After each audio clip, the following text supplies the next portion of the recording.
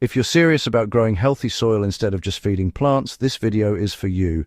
Before we go any further, make sure you subscribe to Evergreen Garden, share this with another gardener who cares about soil, and drop a comment below with your composting experience or questions. This channel is about long-term results, not shortcuts that fail after one season. And what I'm about to share completely changed how I build soil fast.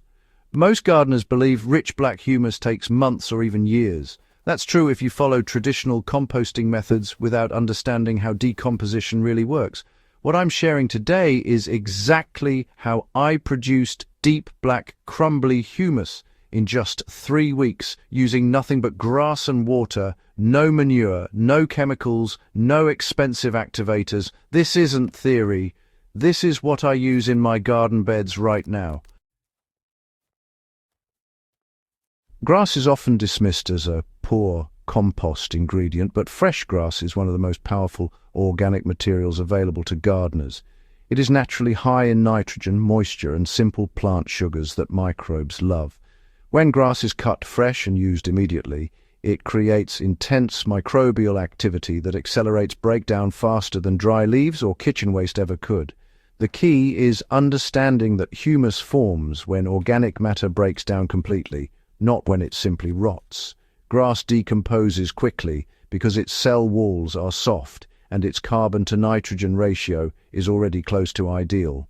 Fresh green grass sits around a 17:1 ratio, which is perfect for rapid microbial action without needing extra inputs. I used freshly cut grass, not dried lawn clippings. This is important. Dry grass behaves like straw and slows everything down. I cut the grass early in the morning when it was still slightly moist with dew, then piled it the same day.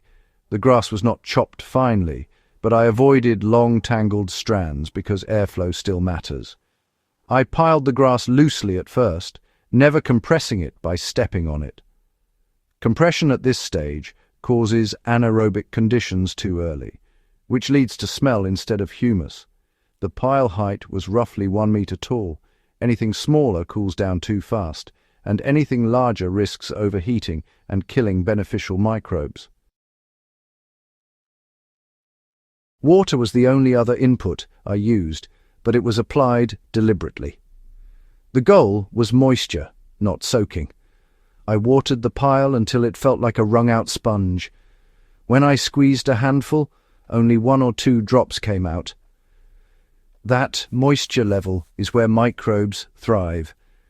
I did not turn the pile daily. I turned it once every 3 to 4 days. This allowed heat to build while still preventing compaction.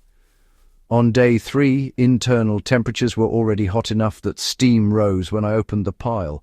That heat is what breaks down grass fibers quickly and drives the process forward. By day 2, the pile had already started collapsing as the grass softened. By day 4, the color shifted from bright green to dark olive. By day 7, the pile smelled sweet and earthy, not sour.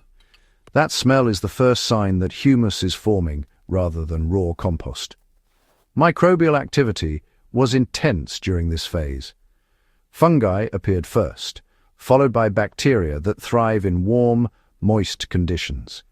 This combination breaks down lignin and cellulose rapidly, which is why grass can turn into black material so fast when conditions are right.